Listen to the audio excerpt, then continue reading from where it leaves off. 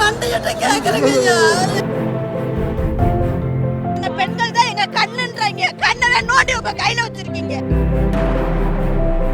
சுகாதாரத்துறை அமைச்சர் எங்களுக்கு என்ன பண்ணாரு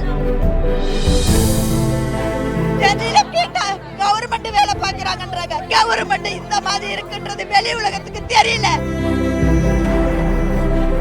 எங்களுக்கு ஒரு மணி பிச்சை போடுங்க ஐயா. பைசா போட்டாச்சு, இன்னொரு 5 வருஷம் தான். இதுக்கு மேல என்ன பண்ணதுன்னு எங்களுக்கு தெரியல. என் வீட்டுக்காரர் இருந்து 8 மாசம் ஆச்சு.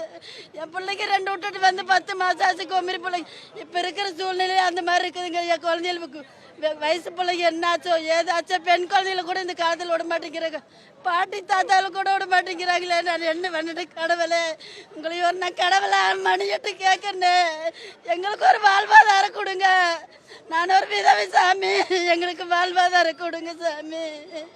இதுக்கு மேலே எங்களுக்கு கேட்கறதுக்கு சத்து இல்லைங்க ஐயா. 10 நாளாக என் குழந்தையில விட்டுட்டு வந்துட்டேன். எனக்கு சொந்த பந்தம் யாரும் இல்லை, சாதி சண்டை யாரும் இல்லை.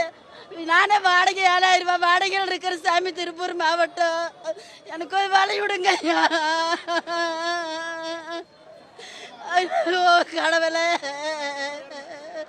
என்ன பண்ணுறதுன்னே தெரிய மாட்டேங்குது. நீங்க சொல்லுங்க ஐயா.